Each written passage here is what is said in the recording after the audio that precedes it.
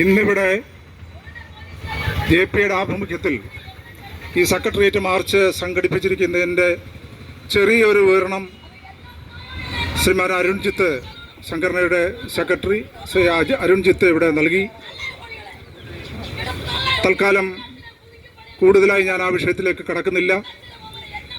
ഈ യോഗ നടപടികൾ ഉദ്ഘാടനം ചെയ്യാനായി JPയുടെ അഖിലേന്ത്യാ ഡെപ്യൂട്ടി സെക്രട്ടറി സഖാവ് ആർ കുമാറിനെ ക്ഷണിക്കുന്നു.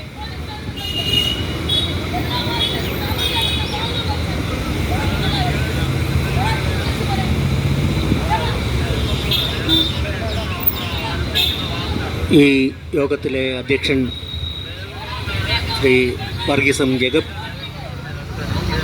സ്വാഗതം പറഞ്ഞ JPയുടെ സംസ്ഥാന സെക്രട്ടറി ശ്രീ അരുൺജിത്ത്, ഈ യോഗത്തിൽ സംബന്ധിക്കുന്ന AIUTUCയുടെ സംസ്ഥാന പ്രസിഡന്റ് ശ്രീ VK സദാനന്ദൻ,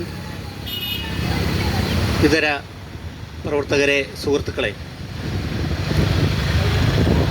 ഈ പ്രകടനത്തിലും ധർണയിലും പങ്കെടുക്കുന്ന മുഴുവൻ പ്രവർത്തകർക്കും JPയുടെ അഖിലേന്ത്യാ കമ്മിറ്റിയുടെ പേരിൽ അഭിവാദ്യം രേഖപ്പെടുത്തുക. സുഹൃത്തുക്കളെ, നമ്മുടെ സംസ്ഥാന ജീവനക്കാരുടെ ചരിത്രത്തിൽ ഏറ്റവും ക്രൂരമായ നിലപാട് സ്വീകരിച്ചിട്ടുള്ള ഒരു സംസ്ഥാന സർക്കാരിൻ്റെ കീഴിലാണ് നാം പ്രവർത്തിയെടുക്കുന്നത്. ഈ സംസ്ഥാനം രൂപീകരിക്കപ്പെട്ട നാൾ മുതൽ കേരളത്തിലെ തൊഴിൽ മേഖലകളിലുള്ള പ്രക്ഷോഭണങ്ങളുടെ മുൻനിരയിൽ സർക്കാർ ജീവനക്കാരുണ്ടായിരുന്നു. സർക്കാർ ജീവനക്കാർ ഏറ്റവും ദുരിതകരമായ ജീവിത സാഹചര്യത്തിൽ ജീവിക്കുവാൻ പോലും പ്രയാസപ്പെടുന്ന തരത്തിലുള്ള സേവന വേതന വ്യവസ്ഥകൾ ഉണ്ടായിരുന്നിടത്ത് ക്രമേണ സംഘടിത ശേഷി ഒന്നുകൊണ്ട് മാത്രം, ജീവനക്കാരുടെ വേറിട്ട സമരങ്ങൾ ഒന്നുകൊണ്ട് മാത്രം നേടിയെടുത്ത അവകാശങ്ങളാണ് ഇതേവരെ കേരളത്തിലെ സംസ്ഥാന ജീവനക്കാരും അധ്യാപകരും പെൻഷനേഴ്സും മാത്രമല്ല, ആ മാതൃകയിൽ കേരളത്തിലെ എല്ലാ തൊഴിലെടുക്കുന്ന എല്ലാ വിഭാഗങ്ങൾക്കും വ്യവസ്ഥാപിതമായ ഒരു കൂലി വ്യവസ്ഥയും സേവന വ്യവസ്ഥയും അടിയുറപ്പിച്ചെടുക്കുന്നതിൽ കേരളത്തിലെ സംസ്ഥാന സർക്കാർ ജീവനക്കാരുടെ പ്രക്ഷോഭണങ്ങൾക്ക് വലിയ പങ്ക് ഉണ്ട്. അതിന് നേതൃത്വം കൊടുത്ത ഇടതുപക്ഷ സംഘടനകൾ അടക്കം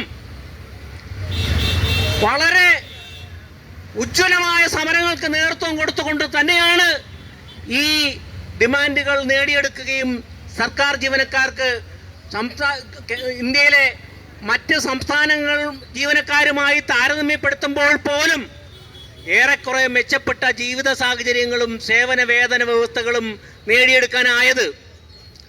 ഈ ചരിത്രം ഓർമ്മിപ്പിക്കുന്നത് ഇന്ന് നാം എത്തി നിൽക്കുന്ന ഏറ്റവും പരിതാപകരമായ ഒരു അവസ്ഥയെ ചൂണ്ടിക്കാണിക്കാനാണ്.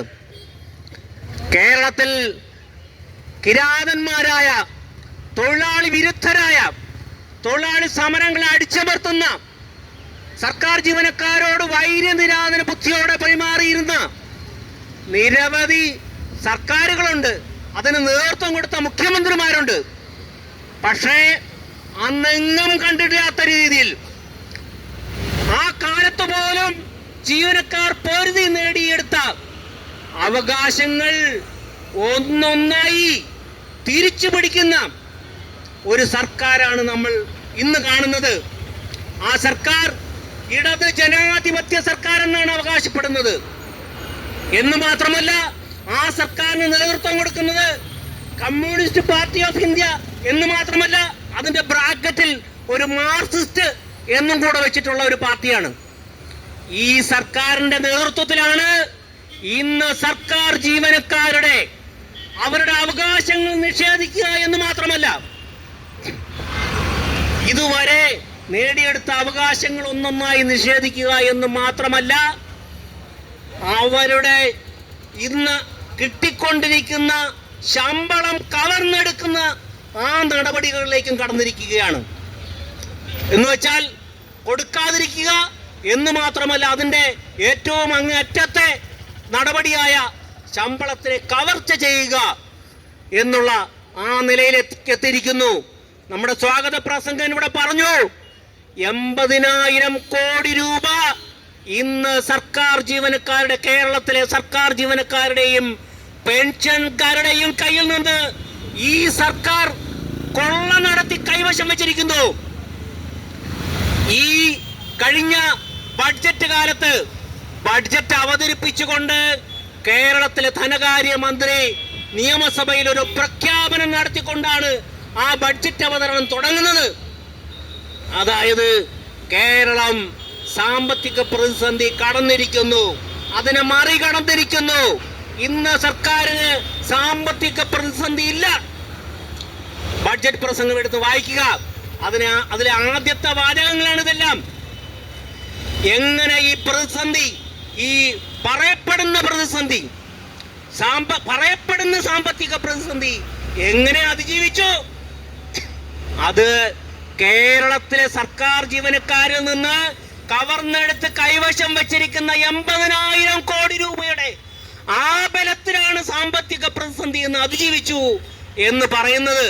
നമുക്കറിയാം, സർക്കാർ ജീവനക്കാരും അതേപോലെ ഏറ്റവും താഴെ തട്ടിൽ ജീവിക്കുന്ന, അധ്വാനിച്ച് ജീവിക്കുന്ന ഈ ഇവിടെ സമരം നടത്തുന്ന ആശാ വർക്കേഴ്സ് അടക്കം അവർക്കൊരു നയാ പൈസ കൂടുതൽ ചോദിക്കുമ്പോൾ, അല്ലെങ്കിൽ അവർക്ക് അവകാശപ്പെട്ടത് ചോദിക്കുമ്പോൾ, ഈ സർക്കാരിന്റെ വായ്ത്താരി ഒരു ടേപ്പ് റെക്കോർഡിൽ പ്ലേ ചെയ്യുന്നത് പോലെ അപ്പം എടുത്ത് പ്ലേ ചെയ്യും. എന്താണ്? ഈ സർക്കാർ കൊടിയ സാമ്പത്തിക ബാധ്യതയിലാണ്, ദുരിതത്തിലാണ്, കേന്ദ്രം തരുന്നില്ല, സർക്കാർ നിത്യച്ചെലവിന് പണമില്ല എന്നൊക്കെ പറഞ്ഞുകൊണ്ടിരുന്നിടത്താണ് കഴിഞ്ഞ സർക്കാർ ബഡ്ജറ്റിൽ ഈ സർക്കാർ സാമ്പത്തിക ബുദ്ധിമുട്ടുകളിൽ നിന്ന് അതിജീവിച്ചിരിക്കുന്നു എന്ന് പ്രഖ്യാപനം നടത്തിയത്. അത് ഈ കേരളത്തിലെ സർക്കാർ ജീവനക്കാരുടെ പോക്കറ്റിൽ നിന്ന് കവർന്ന തുക വെച്ചിട്ടാണ്. കേരളത്തിലെ സർക്കാർ ജീവനക്കാർ സമ്പന്നന്മാരാണെന്ന് ഇവരെല്ലാവരും പറഞ്ഞ് പ്രചരിപ്പിക്കും. പക്ഷേ നമുക്കറിയാം, ഇന്ന് കേരളത്തിലെ സർക്കാർ ജീവനക്കാരുടെ ജീവിതം പുറമേക്ക് വളരെ നല്ല വൃത്തിയും വെടുപ്പുമുള്ള വേഷങ്ങളിട്ട് നടക്കും. ഒരു പുറമേക്ക് ആ പ്രയാസങ്ങളൊന്നും പുറത്ത് കാണിക്കാതെ നടക്കും. ഇത് പക്ഷേ അതിൻ്റെ പുറകിൽ ദാരിദ്ര്യത്തിന്റെ അവസ്ഥകളുണ്ട്. അവർ ജീവിക്കുന്നത് വലിയ വമ്പിച്ച കടബാധ്യതകളിലാണ്. കേരളത്തിലെ സർക്കാർ ജീവനക്കാർ ശരാശരി 5 ലക്ഷത്തിനു മേൽ കടബാധ്യതയുണ്ട്. അത് 20 ലക്ഷത്തോളം കടബാധ്യതയുണ്ടെന്നാണ് ഒരു പഠനം പറയുന്നത്. അതായിരിക്കാം വാസ്തവം. എന്ന് വെച്ചാൽ സർക്കാർ ജീവനക്കാരുടെ ഭാവി വരുമാനത്തെ ഇന്നേ എടുത്ത് ചെലവഴിച്ചുകൊണ്ടാണ് അവർ നിലനിൽക്കുന്നത്. സർക്കാർ ജീവനക്കാർക്ക് മുമ്പ് സൗജന്യ ചികിത്സ കിട്ടുമായിരുന്നു. ചികിത്സ നടത്തിയാൽ അതിന് റീഇംബേഴ്സ് ചെയ്ത് കിട്ടുമായിരുന്നു. പക്ഷേ ഇന്ന് അതൊന്നും ലഭ്യമല്ല. അതെല്ലാം ഈ സർക്കാർ എടുത്തു കളഞ്ഞിരിക്കുന്നു എന്ന് മാത്രമല്ല, ചികിത്സയ്ക്ക് വേണ്ടി ഇങ്ങോട്ട് സർക്കാർ ജീവനക്കാരുടെ പോക്കറ്റിൽ നിന്ന് അധിക തുക കവർന്നെടുത്തുകൊണ്ടിരിക്കുകയാണ്. ഇൻഷുറൻസ് എന്നതിന്റെ പേരിൽ ഒരു പൈസയും ചെലവാക്കിയില്ലെങ്കിൽ പോലും നമ്മുടെ കയ്യിൽ നിന്ന് പണം അങ്ങോട്ട് ശേഖരിച്ചുകൊണ്ടിരിക്കുന്ന ഈ ജീവിതാവസ്ഥയിൽ സർക്കാർ ജീവനക്കാരുടെ ഏറ്റവും വഷളായ സാമ്പത്തിക സാഹചര്യത്തിൽ അവരുടെ കയ്യിൽ നിന്ന് കവർന്നെടുത്ത ഈ 80,000 കോടി രൂപ എന്നുള്ള തുക നമ്മൾ എപ്പോഴും മുഴക്കണം. കാരണം ഇത് ആർക്കും അറിയില്ല. സർക്കാർ ജീവനക്കാർക്ക് എന്തോ ഔദാര്യം കൊടുക്കുന്നത് എന്നുള്ള മട്ടിലാണ് ഈ സർക്കാർ ജനങ്ങളുടെ ഇടയിൽ പ്രചരിപ്പിക്കുന്നത്. അടുത്തിടയ്ക്ക് ഇതേ ഞാൻ ഈ പറഞ്ഞ ധനകാര്യമന്ത്രി ശ്രീ കെ.എൻ. ബാലഗോപാൽ കേരളത്തിലെ രാഷ്ട്രീയ പ്രവർത്തകർക്ക് തന്നെ അപമാനകരമായി ഒരു പ്രസ്താവന ഇറക്കി. എന്താണ്? കേരളത്തിന്റെ റവന്യൂ വരുമാനത്തിന്റെ 95% സർക്കാർ ജീവനക്കാർക്ക് ശമ്പളവും പെൻഷൻകാർക്ക് പെൻഷൻ കൊടുക്കുവാനും വേണ്ടിയാണ് ചെലവഴിക്കുന്നത്. അവർക്ക് അവരുടെ കുടിശ്ശിക കൊടുത്താൽ വരുമാനത്തിന്റെ 120% ചെലവഴിക്കേണ്ടി വരും.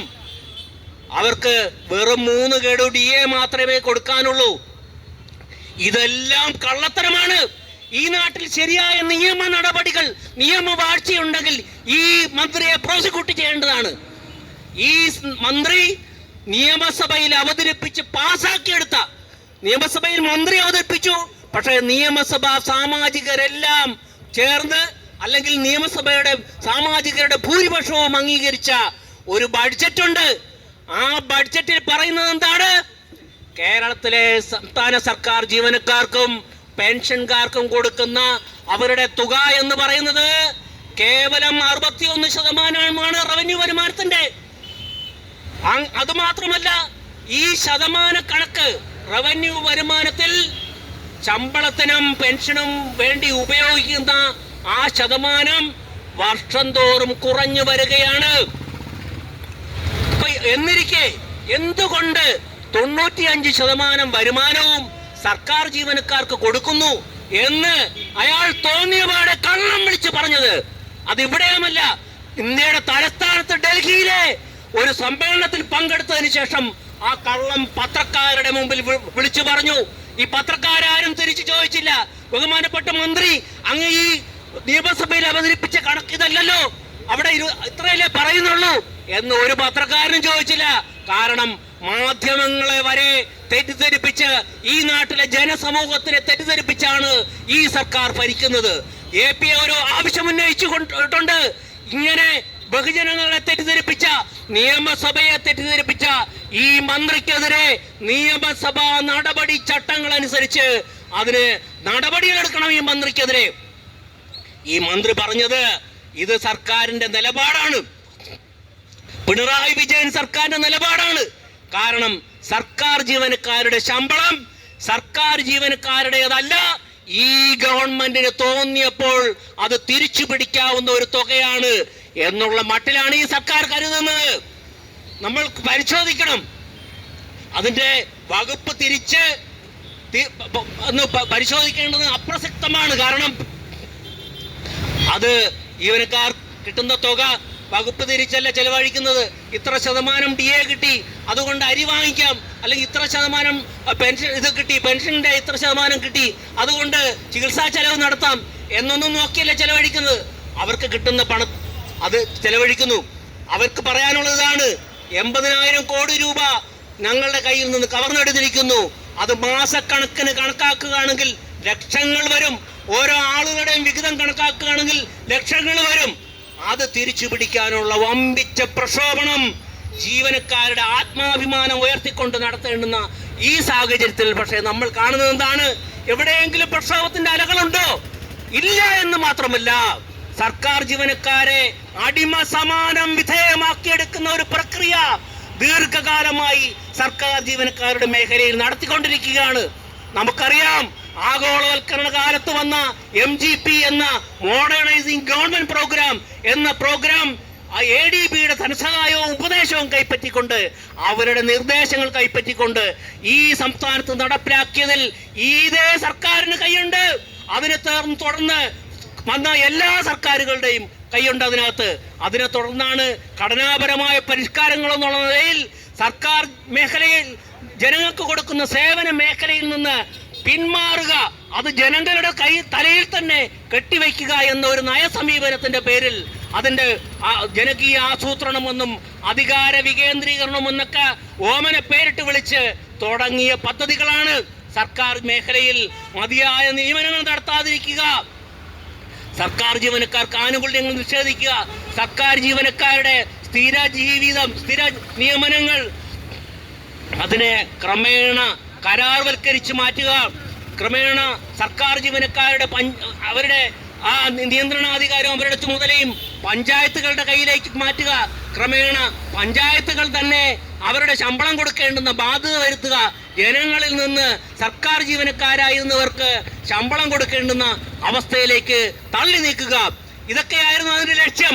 ആ ലക്ഷ്യം അന്ന് തുടങ്ങിയെങ്കിൽ പിന്നീട് വന്ന എല്ലാ സർക്കാരുകളും അതിന്റെ ആക്രമണ പദ്ധതികൾ കൂടുതൽ വീറോടെ നടപ്പിലാക്കിക്കൊണ്ടിരിക്കുന്നതിന്റെ ഫലമായി ഇന്ന് സർക്കാർ സർവീസിൽ ജീവനക്കാരെ നിയമിക്കുന്നില്ല, അധികം നിയമിക്കുന്നില്ല എന്ന് മാത്രമല്ല, നിലവിലുള്ള തസ്തികകളിൽ നിയമിക്കുന്നില്ല എന്ന് മാത്രമല്ല, ആവശ്യമായ സ്ഥലങ്ങളിലും അത് നിലവിലുള്ള സ്ഥിര ജീവനക്കാർ ചെയ്തുകൊണ്ടിരുന്ന മേഖലകളിലുമെല്ലാം ഇന്ന് കരാർവൽക്കരണം നടത്തിക്കൊണ്ടിരിക്കുകയാണ്. കരാർവൽക്കരണം ഒരു സ്ഥിര സംവിധാനമായി മാറ്റിക്കൊണ്ടിരിക്കുകയാണ്. സ്ഥിര നിയമനങ്ങൾ കൊടുക്കാതിരിക്കുക. അങ്ങനെ ജീവനക്കാരുടെ മേഖലയിൽ നിന്ന് ഈ ആളുകളെ മതിയായ ജീവനക്കാരെ നിയമിക്കാതെ വന്നത് വഴി സംഭവിക്കുന്നത് എന്താണ്? അധിക ജോലിയല്ല, അമിതമായ ജോലി ഭാരം കാരണം സർക്കാർ ജീവനക്കാർ ആത്മഹത്യ ചെയ്യുന്ന സ്ഥിതിയിലേക്ക് എത്തിയിരിക്കുന്നു. ഒന്നും രണ്ടു പേരുമല്ല, അത് സ്ഥിരമായി നടന്നുകൊണ്ടിരിക്കുന്ന ആത്മഹത്യകൾ നടന്നുകൊണ്ടിരിക്കുന്നു. ഈ പോലീസ് സേനയിൽ നടക്കുന്ന ആത്മഹത്യകളുടെ പ്രധാന കാരണം അവിടുത്തെ അമിതമായ ജോലി സമ്മർദ്ദമാണ്. ഒരു തസ്തികകളിലും ആ പ്രൊമോഷനോ മറ്റും സമയത്ത് നടത്താതെ അത് അഡീഷണൽ ചുമതലകൾ കൊടുത്തുകൊണ്ട് താങ്ങാനാവാത്ത ജോലി ഭാരം കൊണ്ട് ആളുകൾ ജീവനക്കാർ ആത്മഹത്യ ചെയ്യുന്നു എന്ന് പറഞ്ഞാൽ ഈ സാഹചര്യത്തിന്റെ ഗൗരവാവസ്ഥ എത്രത്തോളം എന്ന് മനസ്സിലാക്കണം. ഈ സർക്കാർ ജീവനക്കാരെ നിയമിക്കാതിരിക്കുവാൻ വേണ്ടി പല തരത്തിലുള്ള അടവുകൾ കാണിക്കുന്നു. ഇവരിവിടെ വളരെ വലിയ അഖിലേന്ത്യാ തലത്തിൽ പ്രചരിപ്പിക്കുന്ന ഒരു സംഗതിയുണ്ട്.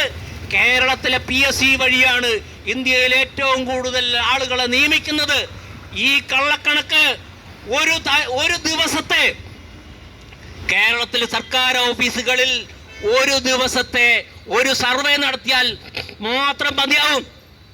എന്താണ് കേരളത്തിലെ സർക്കാർ ജീവനക്കാരുടെ ഓരോ ഓഫീസുകളിലും ഉള്ള ഒഴിവുകളുടെ തസ്തിക എത്രത്തോളം ഉണ്ടെന്ന് അത് കണ്ടെത്താനാവില്ലേ? കണക്ക് ചോദിച്ചാലോ വിവരാവകാശം ചോദിച്ചാലോ കിട്ടില്ല. നമ്മുടെ നാട്ടിൽ വനത്തിലെ കടുവകളുടെ എണ്ണം നമ്മൾ കണക്കിലെടുക്കുന്നുണ്ട്. കടുവകളുടെ എണ്ണം ഒരു ദിവസം കേരളത്തിലെ വനത്തിൽ എത്ര കടുവകളുണ്ട് എന്നൊരു സർവേ നടക്കുന്നുണ്ട്. അങ്ങനെയെങ്കിൽ കേരളത്തിലെ സർക്കാർ ഓഫീസുകളിൽ എത്ര ഒഴിവുകളുണ്ട്, അവിടെ എത്ര പേർ പണിയെടുക്കുന്നുണ്ട്, എത്ര കരാർ ജീവനക്കാരുണ്ട്, താൽക്കാലികമായി പണിയെടുക്കുന്നവർ എത്രയുണ്ട് എന്നൊരു കണക്കെടുക്കാൻ പറ്റില്ലേ? അങ്ങനെ എടുക്കുകയാണെങ്കിൽ നമുക്ക് വളരെ വ്യക്തമായി മനസ്സിലാവും കേരളത്തിലെ സർക്കാർ ഓഫീസുകളിൽ ആയിരക്കണക്കിനല്ല 10,000-കണക്കിന് ഒഴിവുകളുണ്ടെന്ന് നമുക്ക് മനസ്സിലാക്കാം. PSC വഴി നിയമിക്കുന്നത് മറ്റ് സംസ്ഥാനങ്ങളുമായി താരതമ്യപ്പെടുത്തുമ്പോൾ മറ്റ് സംസ്ഥാനങ്ങളിലൊന്നും സർക്കാർ അവിടുത്തെ PSCകളെല്ലാം നിയമിക്കുന്നത് സർക്കാർ ഉദ്യോഗസ്ഥന്മാരെ മാത്രമാണ്. പക്ഷെ നമ്മുടെ PSC നിയമിക്കുന്നതാവട്ടെ ഇവിടുത്തെ സഹകരണ സംഘത്തിലെ ജീവനക്കാരെ വരെ അവിടെ നിയമിക്കുന്നുണ്ട്. അതെല്ലാം കൂടെ ചേർത്ത് ഒരു വലിയ കണക്ക് പറയുകയാണ് PSC വഴി നിയമനം. അപ്പോ ഈ തരത്തിൽ ജനങ്ങളെ കബളിപ്പിക്കാൻ, സർക്കാർ ജീവനക്കാരെ കബളിപ്പിക്കാൻ, ഈ സർക്കാർ മേഖലയിൽ തൊഴിൽ തേടുന്ന ഉദ്യോഗാർത്ഥികളെ കബളിപ്പിക്കാൻ ഒരു നാണവുമില്ലാതെ ഒരു ആളുകളെ വഞ്ചിക്കുന്ന ഒരു നിലപാടാണ് ഈ സർക്കാർ അവരെ നയിക്കുന്ന പാർട്ടികളും പ്രസ്ഥാനങ്ങളും സ്വീകരിക്കുന്നത്. ഇവിടെ നമ്മളൊന്ന് ഓർക്കേണ്ടത്, ഇത്രയും കൊടിയ ചൂഷണവും ഇത്രയും കടുത്ത ആക്രമണങ്ങളും വന്നുകൊണ്ടിരിക്കുമ്പോൾ ഞാൻ നേരത്തെ സൂചിപ്പിച്ചു എന്തുകൊണ്ട് സർക്കാർ ജീവനക്കാരുടെ മേഖലയിൽ ഒരു കടുത്ത പ്രതിഷേധവും പ്രക്ഷോഭണവും വളർന്നു വരുന്നില്ല. നമ്മളൊന്ന് ഓർക്കണം, ഞാൻ ഈ സെക്രട്ടേറിയറ്റിൽ സർവീസ് തുടങ്ങുന്ന കാലത്ത് 1983 അന്ന് ഈ സെക്രട്ടേറിയറ്റ് മുഴുവൻ ജീവനക്കാരും പണിമുടക്കി രംഗത്തിറങ്ങിയ ഒരു സംഭവം ഉണ്ടായിരുന്നു. സെക്രട്ടേറിയറ്റ് ജീവനക്കാർ മാത്രമല്ല, അന്നത്തെ സർക്കാർ മേഖലയിലുള്ള മുഴുവൻ ജീവനക്കാരും പണിമുടക്കി. ഈ സെക്രട്ടേറിയറ്റിലെ പണിമുടക്കി പുറത്തിറങ്ങിയ മുഴുവൻ ജീവനക്കാരെയും അറസ്റ്റ് ചെയ്ത് ആ പ്രവേശത്തുള്ള സെൻട്രൽ സ്റ്റേഡിയത്തിൽ പോയി അവിടെ തടങ്കലിട്ടു. എന്തിനായിരുന്നു ആ സമരം? അന്ന് ഭരിച്ചിരുന്ന കെ കരുണാകരൻ, നമുക്കറിയാം, ഞാൻ നേരത്തെ സൂചിപ്പിച്ചതുപോലെ സർക്കാർ ജീവനക്കാരെ ശത്രുക്കളായി പോലും കണ്ടിരുന്ന ഒരു ഭരണാധികാരിയായിരുന്നു. ആ കെ കരുണാകരനെതിരെ വമ്പിച്ച പ്രക്ഷോഭണങ്ങൾ വളർന്നു വന്നിട്ടുണ്ട് ഈ രാജ്യത്ത്. അപ്പൊ ആ കെ കരുണാകരൻ സറണ്ടർ എന്ന് പറയുന്ന ആനുകൂല്യം സാധാരണ ഫെബ്രുവരി മാസത്തിൽ കൊടുത്തുകൊണ്ടിരിക്കുകയായിരുന്നു. ഫെബ്രുവരി മാസത്തിൽ സറണ്ടർ ചെയ്താൽ ഒരു ഗുണം എന്ന് പറഞ്ഞാൽ ഒരു മാസത്തേക്ക് 28 ദിവസത്തെ സറണ്ടർ ചെയ്താൽ 30 ദിവസത്തെ ശമ്പളം കിട്ടും, 2 ദിവസത്തെ ആനുകൂല്യം കിട്ടും. പക്ഷേ കെ കരുണാകരൻ അന്ന് അതിനെ നിർത്തലാക്കിയിട്ട് നിങ്ങൾ ഏപ്രിൽ മാസം സറണ്ടർ ചെയ്താൽ മതി എന്ന് ഉത്തരവിറക്കി. എന്ന് വെച്ചാൽ 2 ദിവസത്തെ ആനുകൂല്യം നഷ്ടപ്പെടും. അങ്ങനെ 2 ദിവസത്തെ ആനുകൂല്യം നഷ്ടപ്പെട്ടപ്പോഴാണ് ഞാൻ നേരത്തെ പറഞ്ഞ ആ വലിയ പ്രക്ഷോഭണം നടന്നത്. സെക്രട്ടേറിയറ്റിലെ മുഴുവൻ ജീവനക്കാരും ഈ ലോണിൽ ഇറങ്ങി സമരം പ്രകടനം നടത്തി. അവരെ മുഴുവൻ പേരെ അറസ്റ്റ് ചെയ്തു. 3-ാമത്തെ ദിവസം കരുണാകരൻ അത് പിൻവലിച്ചു. ആ 2 ദിവസത്തിന്റെ സ്ഥാനത്താണ് ഇന്ന് 80,000 കോടി രൂപ സർക്കാർ ജീവനക്കാരിൽ നിന്ന് കവർന്നെടുത്തിട്ട് ഈ സംസ്ഥാനത്ത് പ്രക്ഷോഭങ്ങളുടെ ലാഞ്ചനയുണ്ടോ? ഇല്ല എന്ന് മാത്രമല്ല, ഈ സർക്കാരിനെ വിധേയപ്പെടുത്തുവാൻ വേണ്ടിയുള്ള മാനസികാവസ്ഥ സൃഷ്ടിക്കുന്ന പിന്തിരിപ്പന്മാരായ സർക്കാരിന്റെ പിണിയാളുകളായ സർവീസ് സംഘടനകൾ ഈ രംഗത്ത് പ്രവർത്തിക്കുന്നു എന്നാണ് അതിന്റെ കാരണം. നമുക്കറിയാം, ഒരു കാലത്ത് വലിയ പോരാട്ടങ്ങൾക്ക് നേതൃത്വം കൊടുത്ത NGO യൂണിയനെ പോലെയുള്ള സംഘടനകൾ ഈ പറഞ്ഞ ആനുകൂല്യങ്ങളിൽ വലിയൊരു വിഭാഗം നേടിയെടുത്തതിന് ചുക്കാൻ പിടിച്ച് അതിന് നേതൃത്വം കൊടുത്ത ഒരു പ്രസ്ഥാനം ഇന്ന് ഈ കാലത്ത്, മാറിയ കാലത്ത്, ഇന്ന് കടുത്ത മുതലാളിത്തത്തിന്റെ തീവ്ര വലതുപക്ഷത്തേക്ക് പോയിരിക്കുന്ന പ്രസ്ഥാനം. സർക്കാർ ഒരു തരത്തിൽ സർക്കാർ ജീവനക്കാരുടെ കയ്യിൽ നിന്ന് ആയിരക്കണക്കിന് കോടി രൂപ കവർന്നെടുക്കുന്ന ഒരു വശം, മറുവശത്ത് സർക്കാർ ജീവനക്കാരെ സർക്കാരിനെതിരെ ഉയർന്ന സ്വാഭാവികമായ രോഷത്തെ തണുപ്പിച്ചു നിർത്താനും അതിനെ ഒതുക്കി തീർക്കാനും വേണ്ടിയുള്ള വഞ്ചന നടത്തുന്ന, അതിന് കൊട്ടേഷൻ എടുത്തിരിക്കുന്ന സംഘമായി ഈ NGO യൂണിയനും KSDM പോലുള്ള പ്രസ്ഥാനങ്ങൾ അധപ്പതിച്ചിരിക്കുന്നു. അവർക്ക് ചരിത്രത്തിലെ സ്ഥാനം അവർക്ക് വിധിക്കപ്പെട്ടിട്ടുണ്ട്. കാരണം ഇത്രയും കൊടിയാക്രമണങ്ങൾ നടക്കുന്ന ഈ കാലത്ത് ജീവനക്കാരെ പ്രക്ഷോഭണ സാധ്യതകളിൽ നിന്ന് അകറ്റി നിർത്തുന്നത് അത് വ്യാജ പ്രചരണങ്ങൾ കൊണ്ട് മാത്രമല്ല, അത് അങ്ങേയറ്റത്തെ ഭീഷണികൾ കൊണ്ടും ജീവനക്കാർക്ക് കഷ്ടനഷ്ടങ്ങൾ വരുത്തി വെച്ചുകൊണ്ടുമാണ് അതിനെ നേരിടുന്നത്. നമുക്കറിയാം, ഒരു പണിമുടക്ക് പ്രഖ്യാപിച്ചാൽ, ഏതെങ്കിലും ഒരു പണിമുടക്ക്, ഏതെങ്കിലും ഒരു സംഘടന വല്ലപ്പോഴും ഒരു പണിമുടക്ക് പ്രഖ്യാപിച്ചാൽ അതിനെ നേരിടുന്ന രീതി നമുക്കറിയാം. കഴിഞ്ഞ പണിമുടക്കിന് എല്ലാ ട്രേഡ് യൂണിയനുകളും, കേന്ദ്ര ട്രേഡ് യൂണിയനുകൾ, ഞങ്ങളുടെ ഇവിടെ സന്നിഹിതനായിരിക്കുന്ന VK സദാനന്ദൻ സംസ്ഥാന പ്രസിഡന്റ് ആയിരിക്കുന്ന AUTUC അടക്കമുള്ള കേന്ദ്ര ട്രേഡ് യൂണിയനുകൾ ആഹ്വാനം ചെയ്ത കേന്ദ്ര പണിമുടക്ക്, ഇന്ത്യയിലെ മുഴുവൻ നടന്ന പണിമുടക്ക്, ഏതാണ്ട് 25 കോടി തൊഴിലാളികൾ പങ്കെടുത്ത പണിമുടക്ക്, അതിൽ സർക്കാർ ജീവനക്കാരും പണിമുടക്കും. കേന്ദ്രത്തിനെതിരെ ആയതുകൊണ്ട് മാത്രം ഇവിടെ പണിമുടക്കിന് ആഹ്വാനം ചെയ്ത NGO യൂണിയനുമുണ്ട്. ആ യൂണിയൻ അടക്കം പണിമുടക്കുമ്പോൾ കേരളത്തിൽ ഡയസ് നോൺ പ്രഖ്യാപിച്ചു. അങ്ങനെ ഡയസ് നോൺ പ്രഖ്യാപിച്ച ഒരേ ഒരു സംസ്ഥാനം കേരളമാണ്. അഖിലേന്ത്യാ തലത്തിൽ ഞങ്ങളുടെ ഒരു മീറ്റിംഗിൽ ഈ കാര്യം അവതരിപ്പിച്ചപ്പോൾ മറ്റ് സംസ്ഥാനങ്ങളിൽ നിന്ന് പങ്കെടുത്ത ആളുകൾ വളരെ അതിശയം കൂറി. കാരണം ഈ പിണറായി വിജയൻ ഈ കേരളത്തിന് പുറത്ത് കാര്യങ്ങൾ അറിഞ്ഞുകൂടാത്ത സംസ്ഥാനങ്ങളിൽ വലിയ പുരോഗമന മന്ത്രിയാണെന്നാണ്, മുഖ്യമന്ത്രിയാണെന്ന് ആണ് പ്രചരിപ്പിക്കുന്നത്. മോദിക്കെതിരെ നിലപാടെടുത്തിരിക്കുന്ന, തൊഴിലാളികൾക്ക് അനുകൂലമായ നിലപാടെടുത്തിരിക്കുന്ന ഒരു മന്ത്രി എന്നുള്ള നിലയിലാണ് കേരളത്തിന്റെ സംസ്ഥാനത്തിന് പുറത്ത് പ്രചരിപ്പിക്കുന്നത്. ഈ വ്യാജ പ്രചരണങ്ങളെ ചോദ്യം ചെയ്ത് പരാജയപ്പെടുത്താനാവാത്തത് കൊണ്ട് അങ്ങനെ ഒരു ധാരണയുണ്ട്. അതുകൊണ്ടാണ് കേരളത്തിൽ ഈ അഖിലേന്ത്യാ പണിമുടക്കിനെതിരെ ഡയസ് നോൺ പ്രഖ്യാപിച്ചു എന്നുള്ളത് അവർക്കത് സ്വീകരിക്കാനോ മനസ്സിലാക്കാനോ പോലും പറ്റാത്ത ഒരു സംഗതിയായി മാറിയത്. അപ്പൊ ആ തരത്തിൽ ഡയസ് നോൺ പ്രഖ്യാപിച്ച് ആ സമരത്തിന് നേരിട്ട ഈ സംവിധാനത്തിനെതിരെ, ഗവൺമെന്റിനെതിരെ ജീവനക്കാരെ അണിനിരത്തി അവരുടെ പ്രശ്നങ്ങളുടെ പേരിൽ പ്രക്ഷോഭം സംഘടിപ്പിക്കേണ്ടുന്ന ഈ ഭരണാനുകൂല സംഘടനകൾ അവർ എടുത്തിരിക്കുന്ന ഏറ്റവും നികൃഷ്ടമായ നിലപാട് ഈ കേരളത്തിനെ എങ്ങോട്ടാണ് കൊണ്ടുപോകുന്നതെന്ന് അവർ മനസ്സിലാക്കണം. അവരുടെ നേതാക്കൾക്ക് മാത്രമാണ് നിലപാടുള്ളത്. അണികളാകെ അവരെ അതിനെ ചോദ്യം ചെയ്യുന്നുണ്ട്. പക്ഷെ പുറത്തിറങ്ങി പ്രക്ഷോഭണത്തിനുള്ള ആ ശേഷിയില്ലാത്തതുകൊണ്ട് മാത്രമാണ് ഈ നേതൃത്വത്തിന് തള്ളി പറഞ്ഞുകൊണ്ട് ജീവനക്കാർ ഒറ്റക്കെട്ടായ ഒരു പ്രക്ഷോഭ രംഗത്തേക്ക് വരാത്തത്. പക്ഷെ ഈ സാഹചര്യം അതീവ ഗുരുതരമായ ഒരു സാഹചര്യമാണ്. കേരളത്തിലെ സർക്കാർ ജീവനക്കാർ 5 ലക്ഷം വരുന്ന സർക്കാർ ജീവനക്കാരും 3 ലക്ഷം വരുന്ന പെൻഷൻകാരും കേരളത്തിലെ ആകമാന തൊഴിൽ സംഖ്യ എടുത്തു നോക്കുകയാണെങ്കിൽ ചെറിയൊരു ശതമാനമാണെങ്കിലും അതിന് ഉള്ള വലിയ സാമൂഹ്യ പ്രാധാന്യമുണ്ട്. അതായത് കേരളത്തിലെ ജീവനക്കാരുടെ അവർ കിട്ടുന്ന ശമ്പളം, അവരുടെ വരുമാനം അവരാരും സമ്പാദിക്കുന്നില്ല എന്ന് മാത്രമല്ല, ഞാൻ നേരത്തെ പറഞ്ഞതുപോലെ ഒരു 10 വർഷം കഴിഞ്ഞിട്ടുള്ള വരുമാനം പോലും അതിൽ നിന്ന് കടമെടുത്ത് 10 വർഷം വരെയുള്ള ഭാവി വരുമാനത്തിനെ ഇല്ലാതാക്കി ഇന്ന് ചെലവാക്കുമ്പോൾ അതെല്ലാം കമ്പോളത്തിലേക്ക് എത്തുകയാണ്. അതുണ്ടാക്കുന്ന സാമ്പത്തിക ചലനം ഈ കേരളത്തിലെ സമ്പദ് വ്യവസ്ഥയെ നിലനിർത്തുന്നതിന് ഉപയോഗിക്കുന്നുണ്ട്. അവർക്ക് കിട്ടുന്ന ശമ്പളത്തിന്റെ ഏതാണ്ട് 10% മുതൽ 20% വരെ അതിന്റെ വരുമാന നികുതിയായിട്ട് ഈ സർക്കാരിന് തിരിച്ചു കൊടുക്കും. ഈ കോർപ്പറേഷനുകൾ അടക്കം വർഷം 2500-3000 രൂപ പിടിച്ചു വാങ്ങും. ഇൻകം ടാക്സ് വലിയൊരു തുക പിടിച്ചു വാങ്ങും. അങ്ങനെ വരുമാനത്തിന് നികുതി എന്ന് മാത്രമോ, അവർ ചെലവാക്കുന്ന ഓരോ ചെലവുകൾക്കും 5 മുതൽ 28% വരെ നികുതി ശരാശരി 15% നികുതിയും കൊടുക്കുന്നു. എന്ന് വെച്ചാൽ ഏതാണ്ട് പകുതിയോളം വരുമാനത്തിന്റെ പകുതിയോളം നികുതിയായി ഈ സർക്കാരിന് തിരികെ വരുന്ന വരുമാനമാണ് സർക്കാർ ജീവനക്കാർ അവരുടെ വരുമാനം എന്ന് പറയുന്നത്. അതുമാത്രമല്ല, സർക്കാർ ജീവനക്കാരുടെ സേവന വേതന വ്യവസ്ഥ അതിൽ ഈ സർക്കാർ കൈവയ്ക്കുന്നതിന് വളരെ വലിയ ഗൂഢാലോചനയുണ്ട്. എന്താണ് ആ ഗൂഢാലോചന? ആഗോളവൽക്കരണ കാലത്ത് മുതലാളിമാരുടെ മാത്രം താല്പര്യങ്ങൾ സംരക്ഷിക്കുക എന്ന ആ ചുമതല ഏറ്റെടുത്ത സർക്കാർ അവരുടെ നിക്ഷേപങ്ങൾക്കും അവരുടെ ലാഭസാധ്യതകളും ഉറപ്പുവരുത്തുവാൻ വേണ്ടി ആഗോളതലത്തിൽ വേൾഡ് ബാങ്ക് ആവിഷ്കരിച്ച ഈസ് ഓഫ് ഡൂയിങ് ബിസിനസ് എന്ന തത്വത്തിന്റെ അടിസ്ഥാനത്തിൽ ഇന്ത്യയിൽ നടന്ന ആ മത്സരത്തിന്റെ അടിസ്ഥാനത്തിൽ 1ാം റാങ്ക് വാങ്ങിയിരിക്കുന്ന സംസ്ഥാനമാണ് ഈ സർക്കാർ. ഈസ് ഓഫ് ഡൂയിങ് ബിസിനസിന്റെ മാനദണ്ഡങ്ങൾ എന്താണ്?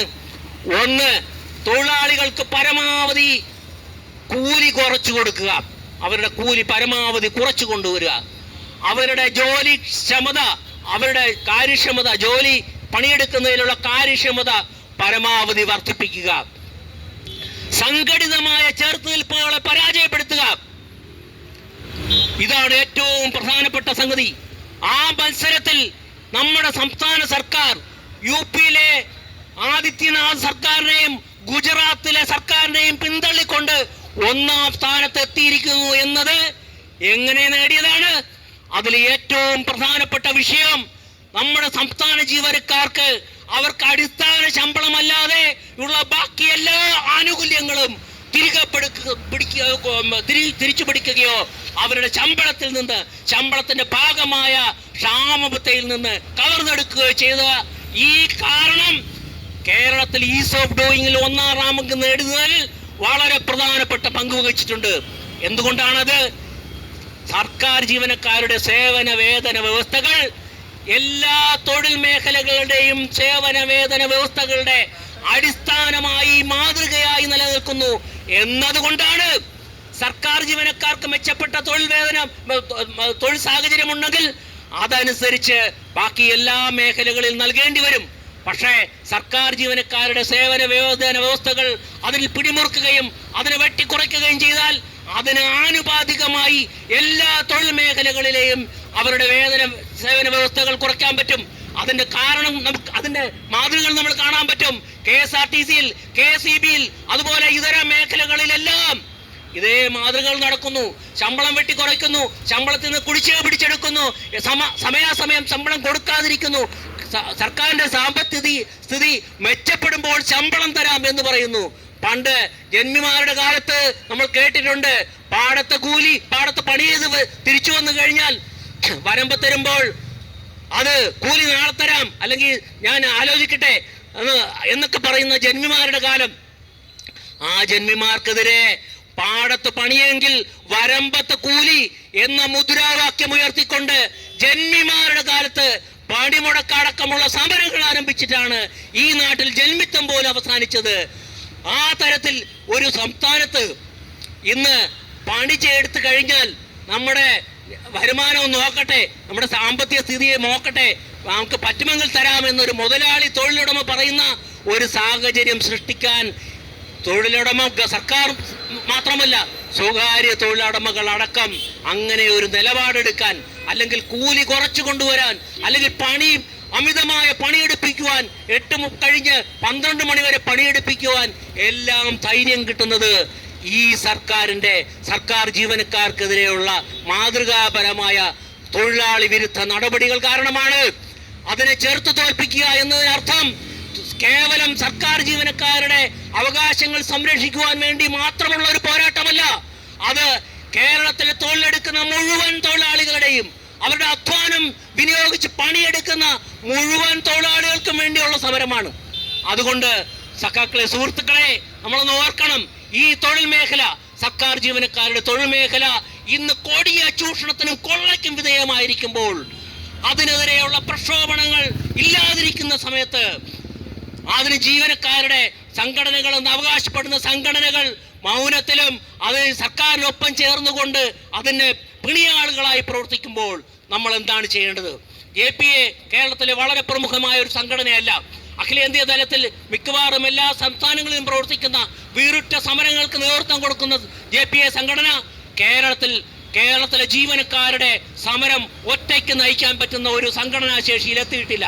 പക്ഷേ എന്നിരുന്നാൽ പോലും നമ്മുടെ ചരിത്രപരമായ കടമ ഏറ്റെടുത്തുകൊണ്ട് ഈ കേരളത്തിലെ സർക്കാർ അവരുടെ ജീവനക്കാർക്കെതിരെ ആവിഷ്കരിച്ചിരിക്കുന്ന കൊടിയ ചൂഷണങ്ങൾക്കെതിരെ മറ്റെല്ലാ തൊഴിൽ ശക്തി സംഘടനകളും അതിന് പിന്മാറുകയും ജീവനക്കാർക്കെതിരെയുള്ള നിലപാടെടുക്കുകയും ഈ സർക്കാരിന്റെ ചൂഷണത്തിന് അവരോടൊപ്പം ചേർന്നുകൊണ്ട് ജീവനക്കാർക്കെതിരെ പ്രവർത്തിക്കുമ്പോൾ സർക്കാർ ജീവനക്കാരുടെ ശബ്ദമുയർത്തുവാൻ, അവരുടെ അവകാശ പോരാട്ടങ്ങൾ സംഘടിപ്പിക്കുവാൻ, അതിന് നേതൃത്വം കൊടുക്കുവാൻ, അവരുടെ കൊടിയ ചൂഷണത്തിന്റെ അതിന്റെ സ്വഭാവം അവരെ പഠിപ്പിക്കുവാനും ഇതിന് പരിഹാരം പ്രക്ഷോഭണമെന്നാണ് മാത്രമാണ് മാർഗം എന്ന് ക്രമേണ പഠിപ്പിച്ചെടുക്കുക എന്നുള്ള ചരിത്ര ദൗത്യമാണ് JPA കേരളത്തിൽ കൈക്കൊണ്ടിരിക്കുന്നത്. അതിന്റെ ഭാഗമായി നടക്കുന്ന കേരളത്തിൽ ഈ സെക്രട്ടേറിയറ്റ് മാർച്ചിന് മുന്നോടിയായി കേരളത്തിൽ ഏതാണ്ട് 2-3 ആഴ്ചയായി കേരളത്തിൽ ഉടനീളം സർക്കാർ ജീവനക്കാരുടെ ഇടയിൽ JPA പ്രചരണ പ്രവർത്തനങ്ങൾ നടത്തിയിട്ടുണ്ട്. അതിൽ നിന്ന് മനസ്സിലായ ഒരു കാര്യം, സർക്കാർ ജീവനക്കാർ വലിയ വിമ്മിഷ്ടത്തിലാണ്. അവർ ഗതിമുട്ടിയ ഒരു അവസ്ഥയിലാണ്. അവർക്ക് ജീവിക്കാൻ വേണ്ടുന്ന പര്യാപ്തമായ അവർക്ക് വരുമാനം കിട്ടുന്നില്ല, ശമ്പളം പിടിച്ചു വച്ചിരിക്കുന്നു. ഇതിനെതിരെ വലിയ പ്രക്ഷോഭണം ഉയർന്നു വരേണ്ടതുണ്ട്. പക്ഷേ ഒറ്റയ്ക്ക് പൊരുതിയാൽ നടക്കില്ല. ജീവനക്കാരുടെ വലിയ സംഘടനകൾ മാറി നിൽക്കുന്നു. പക്ഷേ പൊരുതേണ്ടതുണ്ട് എന്നുള്ളതിൽ സർക്കാർ ജീവനക്കാർ ഒറ്റക്കെട്ടായ അഭിപ്രായക്കാരാണ്. അപ്പൊ ആ അഭിപ്രായത്തെ മുറുകെ പിടിച്ചുകൊണ്ട് ആ അഭിപ്രായത്തെ പ്രതിനിധീകരിക്കുന്ന ഒരു സംഘടന എന്നുള്ള നിലയിൽ, അതിനൊരു ദിശ കൊടുക്കുന്ന ഒരു സംഘടന എന്നുള്ള നിലയിൽ, അതിനെ പോരാട്ടമായി പ്രക്ഷോഭമായി മാറ്റിയെടുക്കുന്ന തരത്തിൽ കേരളത്തിന്റെ ചരിത്രം നമ്മളെ പഠിപ്പിച്ചതുപോലെ, ചരിത്രം കാട്ടിയതുപോലെയുള്ള ഒരു വീറുറ്റ പ്രക്ഷോഭണത്തിന് നാന്ദി കുറിക്കുവാൻ വേണ്ടി നടത്തുന്ന ഈ പരിശ്രമത്തിന് എല്ലാ വിജയാശംസകളും ഉറപ്പായും ഉണ്ടാവും, വിജയം ഉണ്ടാവും എന്ന് ഉറപ്പായി പ്രതീക്ഷിച്ചുകൊണ്ട് അതിനുവേണ്ടി പ്രവർത്തിക്കുന്ന മുഴുവൻ പ്രവർത്തകരെയും അഭിവാദ്യം ചെയ്തുകൊണ്ട് ഞാൻ അവസാനിപ്പിക്കുന്നു. ഈ ധർണ മാർച്ച് ഉദ്ഘാടനം ചെയ്തതായി പ്രഖ്യാപിക്കുന്നു.